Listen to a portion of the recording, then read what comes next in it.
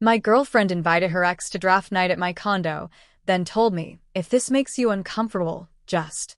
Can you imagine your partner, mid-conversation, dropping a casual bombshell that shatters your entire reality?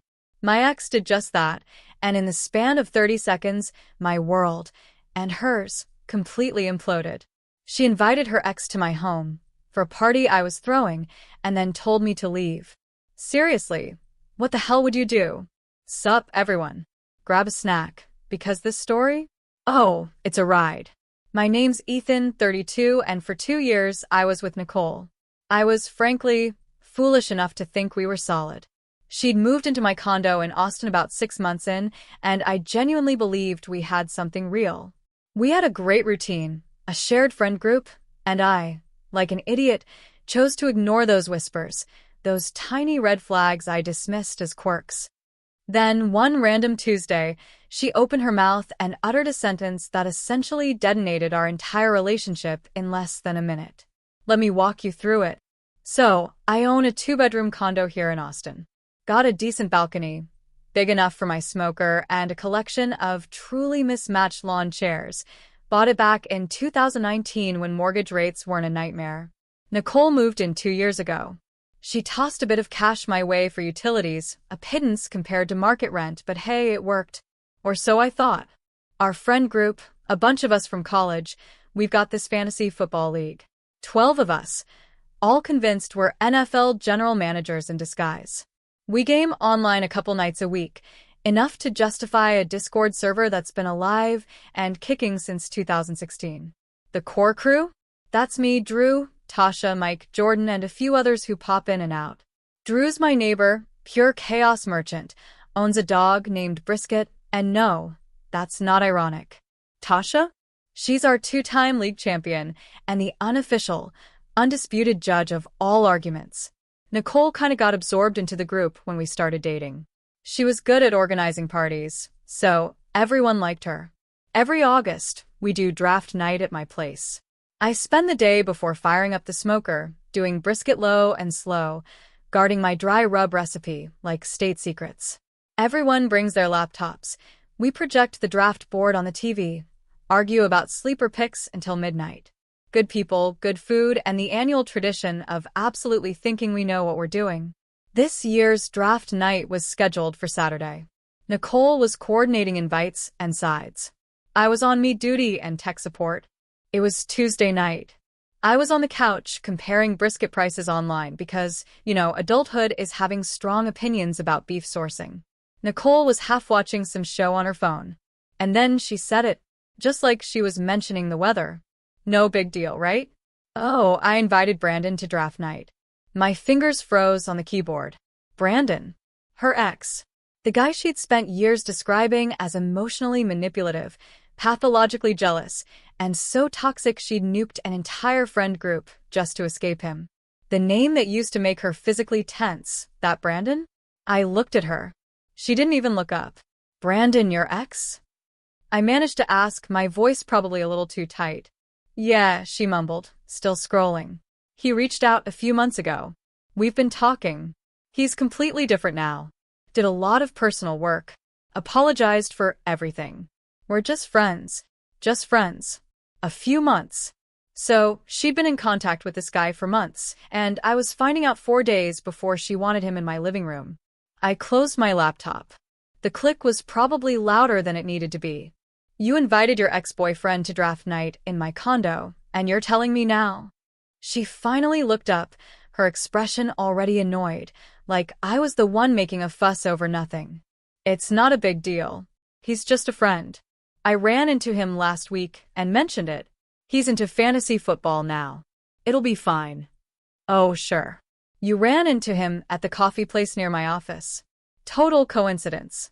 A guy she hadn't spoken to in years just happened to materialize at her specific coffee shop, and that magically turned into a party invite? Totally organic.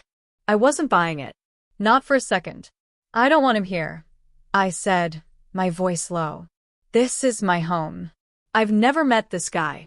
Everything I know about him came from you, and none of it was good. She put her phone down then, finally. That annoyance morphed into something sharper, colder. That was years ago. People change. I'm not going to uninvite him just because you're being insecure. That would be humiliating. Insecure? Me? I'm not insecure, I shot back. I'm saying I don't want your ex in my house. Period. She stood up, arms crossed, her stance radiating defiance. He's coming. I already told him. If you're going to be weird about it, maybe just go somewhere else for the night. Go to Drew's. It's a few hours. I'm not letting your paranoia ruin this. My blood ran cold. She just told me to leave my own place so she could host her ex at a party I was throwing. I stared at her, utterly dumbfounded by the sheer audacity, by how completely messed up it was that she didn't even see the problem. In that moment, 1,000 little pieces clicked into place. The late nights, her phone always face down, the vague weekend plans. It wasn't the full picture yet, not by a long shot, but it was enough to know that whatever I thought this relationship was, it wasn't that. She was still standing there, arms crossed, waiting for me to apologize, to negotiate, to be the pushover boyfriend she expected. I didn't say anything. I just stood up, walked to the kitchen, grabbed my keys off the counter, and headed for the door. "Where are you going?" she called after me, her voice laced with sudden panic. Still nothing from me. I wasn't being dramatic. I genuinely had nothing to say that would matter. She'd made her position crystal clear. And now it was my turn to make mine. I walked out, got in my car, and drove straight to Drew's. I sat on his couch for a solid hour, just staring at the wall while he, the absolute legend, made us both iced coffee and didn't ask a single question. He just handed me the coffee, sat down across from me, and waited. She invited her ex to draft night. I finally choked out. Told me to leave if I didn't like it. Drew blinked, then processed it. What? Leave your own condo. Yep. The condo you own? That's the one. He took a long sip of his coffee. So, what are you going to do? I pulled out my phone, opened Discord, and went straight to our draft night channel. I typed one message, slow and deliberate, then tagged everyone. Draft night is moving to Drew's place. Same time. I'll bring the brisket. Nicole wants to host her ex here instead. So, we're relocating. Details tomorrow. I hit send. Then I muted notifications and tried to sleep on Drew's couch that night. My phone, however, had other plans. Even muted, I could see the screen lighting up every few seconds on Drew's coffee table. Nicole? She sent 14 texts in 20 minutes, starting confused, escalating to angry, and finally landing on outright threatening. I didn't read a single one. Drew glanced at the phone a few times, his eyebrows climbing higher with each buzz. Around 1 a.m., a number I didn't recognize started blowing up my phone. 3 messages. Drew picked up my phone, squinted at the screen, and said, "Bro, I think this is Brandon." Apparently, Nicole had given him my number so he could coordinate about the party. Brandon was asking what time he should show up and whether he should bring anything. The absolute audacity of this guy, texting me like we were buddies planning a cookout. Drew started laughing so hard he woke up Brisket the dog, who padded over to investigate the commotion. Brisket, after a thorough sniff, decided nothing interesting was happening and flopped down on my feet like a 70-pound weighted blanket. "You're keeping Brisket tonight," Drew said, still chuckling. Emotional support animal, non-negotiable. I didn't argue. The dog was warm, and unlike everyone else in my life right now, he didn't have any opinions about my relationship. I knew, without a doubt, the next morning was going to be interesting. Drew woke me up at 6:45 a.m. by dropping his phone on my chest. "Bro, check the server." The Discord had absolutely exploded overnight. 47 new messages in the draft night channel alone. I scrolled through. Drew had posted around 11:45 the night before. "My place is locked in. Smoker transport happening tomorrow." This is not a drill. Then Tasha, our 2-time champion and all-around queen of chaos, jumped in. Wait, the Brandon? The one from the horror stories? Why would she invite him to anything? Mike, ever the entertainer, added, "I'm getting popcorn. This is better than the actual draft." The rest of the messages were people confirming they'd be at Drew's. Jordan was still bringing the queso. Someone even started a poll asking whether Brandon should be auto-drafted to everyone's worst roster as punishment for existing. 12 votes, yes, within an hour. And then, the real chaos started. Nicole had clearly seen my message around midnight. She immediately started posting in the general channel. A tactical error, let me tell you. That channel has more lurkers than active users, and she was not going to win a popularity contest with this crowd. She posted 4 messages in rapid succession. The first one said there must be a misunderstanding. The second claimed she never told anyone to leave, just suggested I might be more comfortable somewhere else. The third called the whole situation unfair and said I was blowing things out of proportion. The fourth, the piece de resistance, asked if we could please talk about this like adults, because this was embarrassing. The responses were brutally unsympathetic. Mike replied with a single, perfectly placed thinking emoji. Jordan, bless his heart, asked if she'd also be providing snacks at the new intimate gathering. Someone I didn't even recognize posted a meme of a woman being escorted out of a building. And then Tasha did what Tasha does. She pinned my original message and added a mod note. For context, Ethan was asked to leave his own condo so Nicole could host her ex. He declined and relocated the event. That's the whole story. Moving on. Nicole tried to fight the pin. She posted 3 more times, asking why Tasha was taking sides and whether the mods were really going to let one person's narrative dominate the server. Tasha responded with a single, chilling message. This is your warning. Stay on topic or take a break from the channel. Nicole went quiet after that for about an hour. Then Drew showed me another set of DMs. Brandon, somehow, had found Drew's username, probably from Nicole, and was trying to recruit him as a neutral party, asking if there was another side to the story, and whether Drew thought Nicole was being treated fairly. Drew's responses? Perfect. Just leaving the man on red like a professional. I handed Drew his phone back. Tasha's a legend. Always has been. Dude, she's been running that server with an iron fist since 2018. Nicole never had a chance. He was already making more coffee. Also, your girlfriend tried to DM me at 2 a.m., asking me to be reasonable and convince you to move the party back. I left her on red. My jaw tightened. Then she asked if she and Brandon could at least come to my place for the draft. He shrugged. Left that on red, too. Ex-girlfriend. I corrected him. Yeah, he said. I figured. I drove back to my condo around 8 a.m. Nicole was waiting.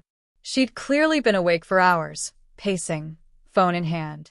The second I walked in, she transformed. Hey, she cooed, a soft voice, a gentle smile, concerned eyes, the whole body language of someone who just wanted to work things out. Can we talk? I think last night got out of hand. I didn't mean for any of this to happen. This was the Nicole other people saw. The warm, reasonable girlfriend who just wanted everyone to get along. But to me, it was just an act. There's nothing to talk about, I said, my voice flat. Draft night is at Drew's. You can do whatever you want here Saturday. Her face flickered. Something hard, cold. Underneath for just a second, then snapped back to concerned girlfriend mode. Okay, I understand you're upset, but Brandon is just a friend. I was trying to be mature about it. You're the one who made it public and humiliated me in front of everyone. My patience snapped. You told me to leave my own home. I suggested you might be more comfortable somewhere else. That's not the same thing. It's exactly the same thing. She stared at me. The warmth was gone now. Completely. Fine. You want to make this a whole thing? Fine. But I live here, too. You can't just kick me out. And that was the final straw. I'm not kicking you out, I said, walking past her towards the bedroom to grab some clothes. I'm moving a party. You're welcome to stay. Brandon can come over. You two can have the place to yourselves. I hope you have a wonderful evening. Behind me, I heard her voice shift again, this time into the phone, already pivoting to the next play. Amber, can you come over? He's being completely unreasonable. I don't feel safe here right now. My God. She was already lining up reinforcements, playing the victim to someone who'd believe her. The two-faced thing was, honestly, impressive. I grabbed my stuff and headed straight back to Drew's. Whatever was about to happen with Amber, it wasn't going to involve me. And that's when I made the decision. She had to go. Permanently. Saturday arrived. Draft night at Drew's was gearing up. But first, let me tell you about the scene at my condo, which I only heard about later, pieced together from Tasha, who got it from Haley, who was still on speaking terms with Nicole then, and from Drew, who got a truly unhinged series of texts from Brandon himself. Nicole had decided to host anyway. She'd set up the living room like a party was happening. Bowls of chips, a meticulously arranged vegetable tray, everything. She even posted in a group chat for some of her work friends, hosting a little get-together tonight if anyone wants to stop by. Low-key vibes, good snacks. The caption? Sucks to suck, with some passive-aggressive emoji.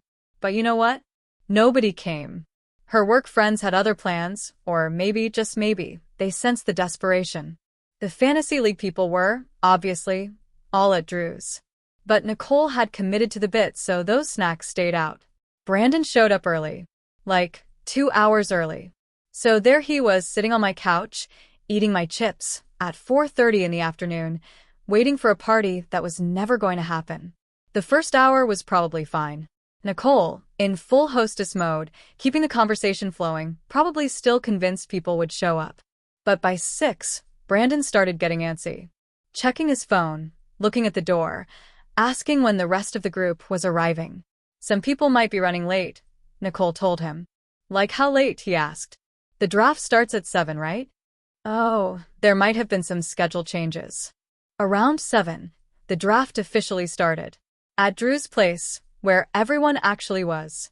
Brandon, sitting in an empty living room with a sad vegetable tray, started texting. Drew showed me the messages later. They were gold. 7:12 p.m. Hey man, is there another location for tonight? Nicole said some stuff changed. 7:34 p.m. Are people coming to her place? 7:58 p.m. Yo, is the draft happening somewhere else? Nobody's here. Drew, master of petty, didn't respond to any of them. Just let them sit there, on red. Meanwhile, back at the condo, Brandon apparently asked Nicole directly. So, is this the party? She tried to play it off. Said there'd been a miscommunication, but they could still have a nice evening, just the two of them. Brandon, to his minimal credit, seemed utterly confused by this turn of events. I thought this was like a whole group thing with a fantasy draft? You said there'd be like 15 people. Plans changed. Changed to what? It's just us eating chips. Is that a problem? It was, apparently, a problem. He spent the next hour on his phone, looking increasingly awkward, while Nicole tried to salvage the vibe. She put on music, suggested a movie, made small talk about his crypto portfolio, which, as you can imagine, went about as well as conversations about crypto portfolios usually go. Around 8:30, he told her he had to leave. Something came up, a thing with his roommate. Very urgent. She walked him to the door, and according to Haley's secondhand account, the goodbye was painfully brief.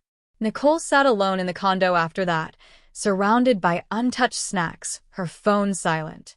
The parties she'd hijacked had happened without her. The ex she'd chosen over her boyfriend had bailed after 4 hours of awkward silence.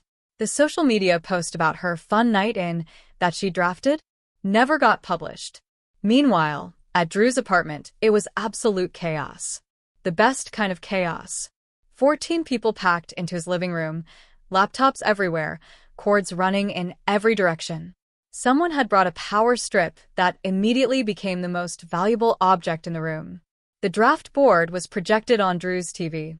Jordan's queso dip was getting demolished. Tasha was dominating the draft with surgical precision while everyone else scrambled. I, of course, manned the brisket, which had transported mostly beautifully in Drew's cooler, except the lid popped open during the drive, and one of the end pieces slid onto the floor of my car. Drew's dog, Brisket, considered this a personal gift and ate it before I could react. I wasn't even mad. That dog had earned it. The vibe was good. Better than good. People were relaxed, laughing, roasting each other's draft picks in real time.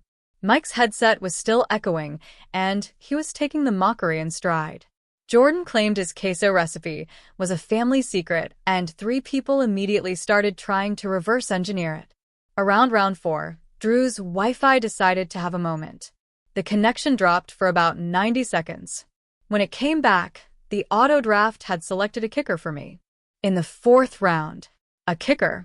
The room erupted. Mike laughed so hard he choked on a chip. Drew apologized profusely, while also clearly finding it hilarious. I'd have to live with this for the entire season. The nickname started immediately. Kicker King. Someone called me from across the room. Within 10 minutes, Tasha had changed my Discord handle to Round 4 Kicker. Mike suggested we make it a rule that whoever finishes last next year has to draft a kicker in Round 4 as punishment. The vote passed unanimously. Drew's Wi-Fi had achieved what Nicole couldn't, actually ruining something for me. But honestly, it was funny enough that I didn't care. Around 9, someone's phone buzzed, then another, then mine. Nicole had posted in the general channel again, a long message this time. She wrote that she was really hurt by how this was handled, that she'd always tried to be a good partner and friend to the group. All she did was invite someone to a party, and now she was being treated like a villain. She thought we were all adults who could handle that, and believed there had been manipulation happening behind the scenes. She wasn't going to defend herself anymore.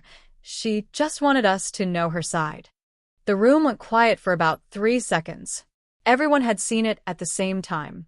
Jordan, who's generally the peacemaker type, said, "I mean, should someone maybe check on her? This seems like a lot." Tasha didn't even look up from her laptop. Her voice was calm, cutting. She told him to leave his own condo for her ex. He left. Now she's upset the party happened without her. That's the whole story. Jordan nodded slowly. Yeah. Okay, fair point. Then Tasha unmuted her mic on the voice chat we'd been running in the background. I'm deleting that message. It's off topic for the channel, and we're in the middle of a draft. If anyone has questions about the situation, you can DM me, but this isn't the place. She deleted the message. Then, like the true queen she is, she posted a meme of a dumpster on fire with the caption, "Anyway." Drew started laughing. Mike started laughing. The tension evaporated instantly. Within 30 seconds, we were back to arguing about whether to draft a backup quarterback early. Later that night, Tasha told me Nicole had tried to DM her directly, asking for temporary mod access to post a clarification that wouldn't get deleted. Tasha's response? 4 words. No. Go touch grass. Then Nicole asked if Tasha could at least present both sides fairly in the server. Tasha replied, "There's one side. You told your boyfriend to leave his house for your ex. That's the side." Nicole left the server that night. No announcement, no goodbye, just gone. Her username vanished from the member list while we were in the middle of round 6 of the draft. Mike noticed first and announced it to the room. Someone started a slow clap that was only partially ironic. The week after draft night, it was time. I gave Nicole the notice. I'd talked to a lawyer, a quick consultation for $200. In Texas, she was a month-to-month tenant at will. 30 days written notice. No reason required. He emailed me a template. Simple. I set the move-out date for October 15th, giving myself time to arrange the locksmith and coordinate around my work schedule. I printed the notice on a Sunday evening, walked over to her, and handed it to her while she was watching TV. "What's this?" she asked, confusion etched on her face. 30 days notice. You need to find a new place by October 15th. She read it. Her face cycled through confusion, disbelief, fear, then landed on cold, hard anger. "You're really doing this? You told me to leave my own place for your ex. Then you try to turn the friend group against me." "Yeah, I'm doing this. I could fight this. I have rights. You have the right to 30 days. After that, you're trespassing." She went quiet, looking for an angle. Then she tried the wounded act. "I can't believe you're doing this to me, Ethan. After everything. I made one mistake. And now you're throwing me out? Do you know how that makes me feel?" Classic. "It used to work on me. You have 30 days. That's more than fair."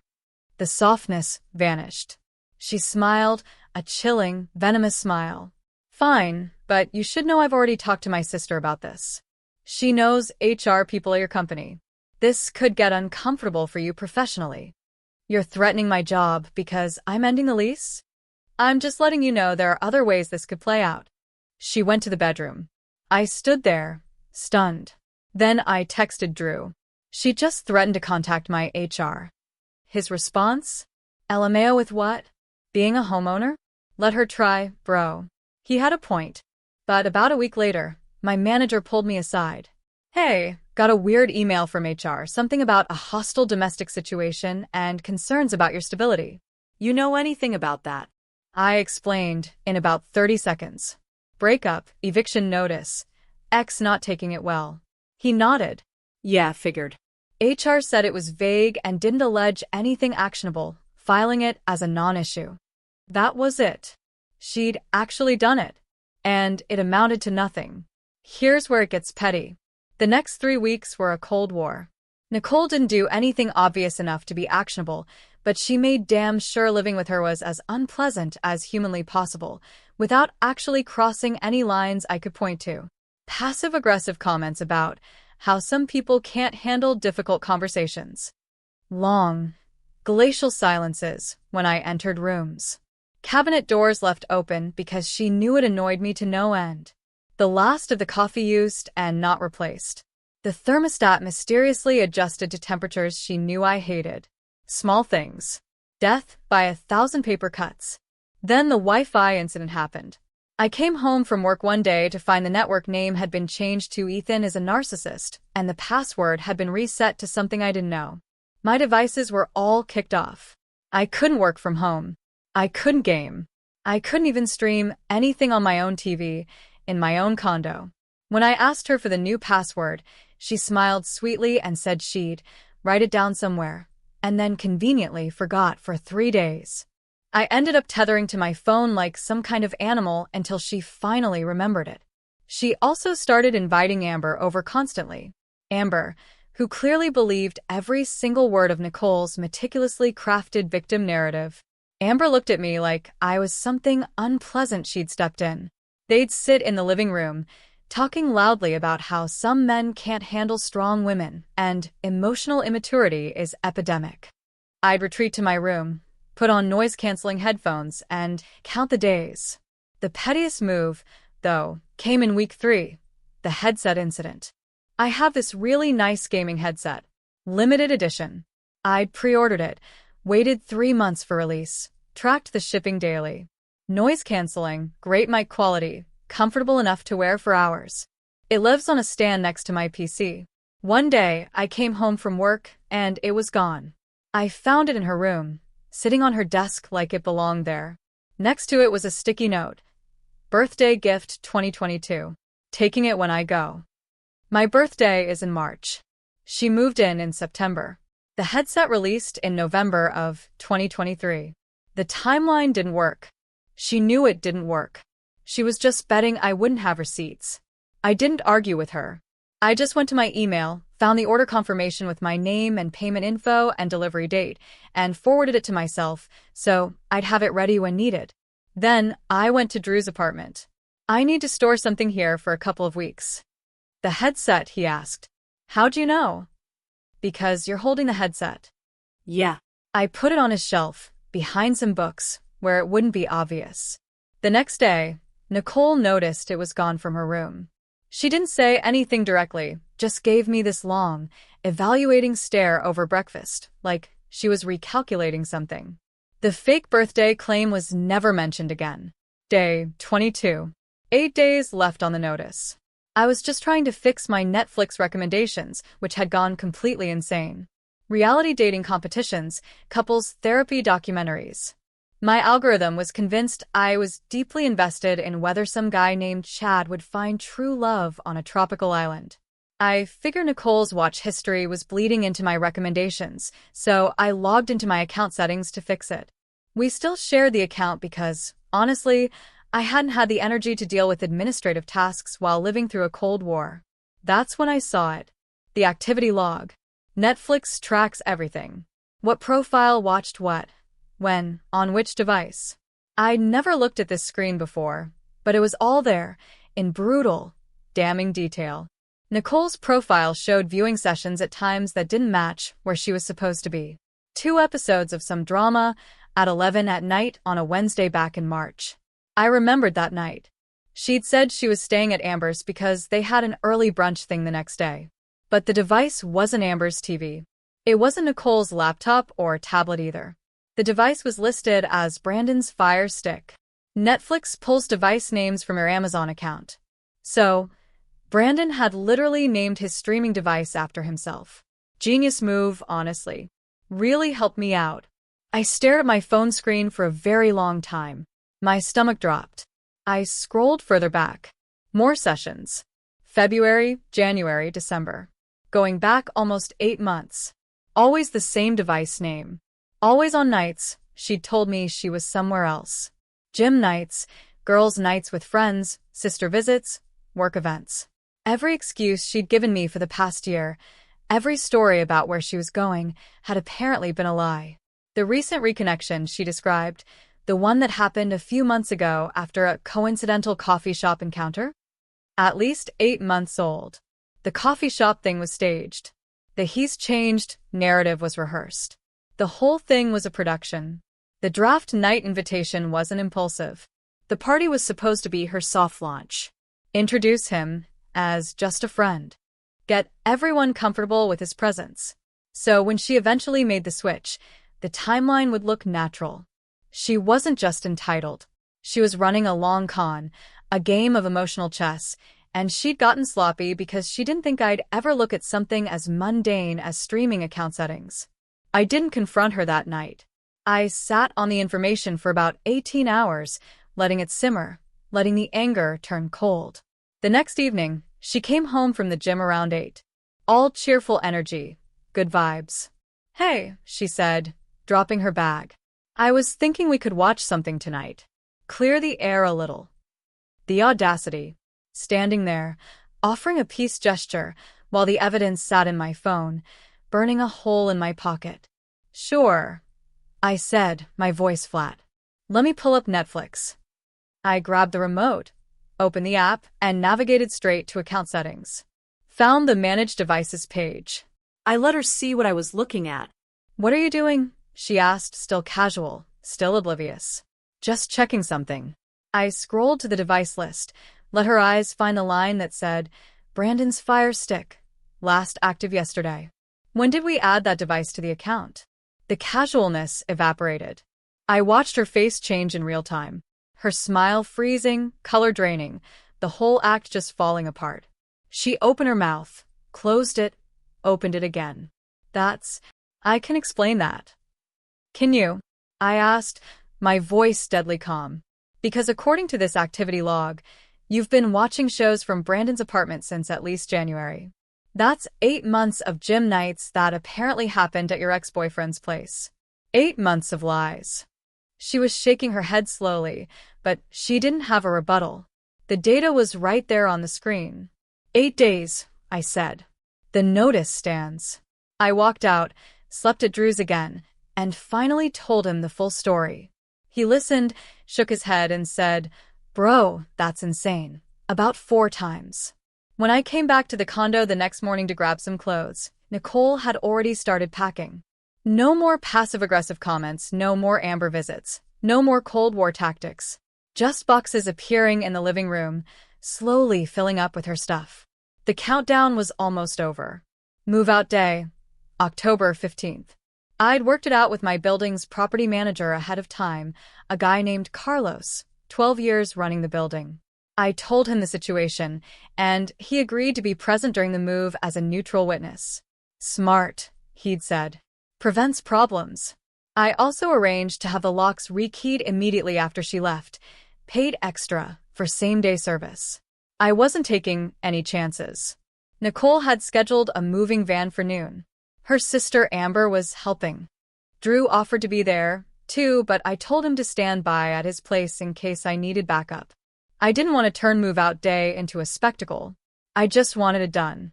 I spent the morning at Drew's, pretending to watch something on TV. Around 11, Carlos texted, She's here with the van, loading now. I'm keeping an eye on things. I waited. Walked Drew's dog. Had another cup of coffee. At 12:45, Carlos texted again. Almost done. She tried to take the smoker from the balcony. I told her it wasn't hers, and it wasn't leaving the unit. She argued for about 10 minutes, then gave up. Everything else went fine. She'd actually tried to claim the smoker. The same smoker I'd had for 3 years before I met her. The centerpiece of every draft night. The thing that had made brisket for dozens of events she'd attended as my guest. Of course, she tried to take it. At 1, Carlos confirmed the van had left. I walked back to my building and found him in the lobby holding a new set of keys. Locks are done, he said, handing them over. She returned her copies. Everything's settled. She give you any trouble? Aside from the smoker thing? Not really. Her sister was muttering about lawyers and karma the whole time, but that's just noise. The actual move went fine. She signed the inventory acknowledgement. You're clear. I thanked him and headed upstairs. The condo was finally quiet. I walked through each room, cataloging the absences. Drew's dog, Brisket, had come up with me. Brisket sniffed every corner like he was conducting an inspection, then settled onto his favorite spot on my couch like nothing had changed. The headset was back on its stand. Drew had returned it that morning. Everything that was mine was still here. Everything that was hers was gone. The first thing I did, opened my laptop, went to Netflix account settings, scrolled to manage devices, and found Brandon's Fire Stick still sitting there like a digital artifact of betrayal. I clicked remove, and it was gone. Then I changed the password and removed Nicole's profile entirely. 2 years of watch history, her algorithm, her recommendations, all wiped. She'd find out the next time she tried to log in, from wherever she was staying. Probably Brandon's place. Probably tonight. About an hour later, my phone buzzed. Nicole, did you seriously kick me off Netflix? I replied, subscriptions in my name. Should have thought about that before moving to your boyfriend's apartment. She didn't respond. Some conversations just end themselves. I texted Drew. She's out. Smoker survived. Come over whenever. He showed up 20 minutes later with a pizza and 2 drinks. We sat on the balcony eating. And for the first time in 2 months, I felt like I could actually breathe. The aftermath came in pieces over the following weeks, mostly through Tasha, who, let me tell you, has sources everywhere. Nicole moved in with Brandon. Tasha showed me the screenshot during a gaming session. Haley had forwarded it from Nicole's Instagram story. Since deleted, of course. It was a cramped bedroom with boxes stacked in the corner, captioned, "New chapter, same me," with a sparkle emoji. The room was clearly a converted den. No closet, no windows. And in the background, Brandon's crypto setup, 3 monitors showing red numbers and a whiteboard with HODL scrawled on it. That's his bedroom, Tasha said, which he shares with her now in an apartment he also shares with 2 roommates. Drew pulled up Brandon's LinkedIn on his phone. His job title? Independent Digital Asset Strategist. His last actual W-2 employment was 3 years ago. She left your condo for that? Drew said, shaking his head. A guy who calls losing money a strategy. Nicole was now the primary earner in a household of 4. The salary that used to fund her shopping trips was now covering rent for 3 other people, one of whom spent his days watching numbers go down and calling it patience. She's miserable, Tasha added. Haley said she tried to complain about the living situation last week, and Amber told her to figure it out because she wasn't taking her in. Amber, Nicole's own sister. The one who'd been ready to go to war, calling me a monster. Turns out, she was furious at Nicole. Amber had spent weeks defending her, only to find out later about the 8 months of lies and the Netflix receipts. They weren't speaking. The first Saturday of November, I threw the real party. Not draft night. This was the victory lap. My place, my rules. I called it the relaunch. Posted the details in Discord. At everyone. Relaunch party at my place. Saturday the 2nd, starting at 2. Brisket. Games. Fantasy, standings review. Bring whatever you want. 1 house rule, no exes. If you've dated someone in this server, don't bring them. See you there. RSVPs came in fast. Drew said he'd be there at 1 to help, and that Brisket the dog was also coming. He added, keep Brisket the meat away from Brisket the dog. Tasha replied, finally, Drew's Wi-Fi was criminal. Jordan announced queso round 2 incoming. 14 confirmations. My condo, my people. The party was everything draft night should have been. Low-key, comfortable, familiar. Drew helped set up. Tasha brought a soundbar. Jordan's queso was somehow even better. Mike's headset finally worked, and everyone gave him a standing ovation that was about 40% sarcastic. The brisket? Perfect. 14 hours in the smoker. Barks so good people were fighting over the end pieces. Late in the evening, Drew raised his drink. To the man who knows when to relocate a party and when to relocate a whole relationship. Everyone laughed. Tasha added, and to the brisket, the real MVP. Later, when most people had left, and it was just me, Drew, and Tasha cleaning up, she mentioned something else. Nicole tried to start a new Discord server. Tasha said, invited some of the fringe people, called it a fresh start community. How'd that go? I asked. 3 members. Her, Amber, and Brandon. Except Amber left after a week because they're still fighting. So, now it's just Nicole and Brandon, posting memes to each other in a dead server. I nodded, threw another handful of paper plates into a trash bag. The whole thing was finally, truly over. And honestly, it felt damn good. So, that's my story. I'm curious, though, if you were in my shoes, faced with that level of blatant disrespect and betrayal, what would have been your first move? Let me know in the comments below. I really want to hear your thoughts.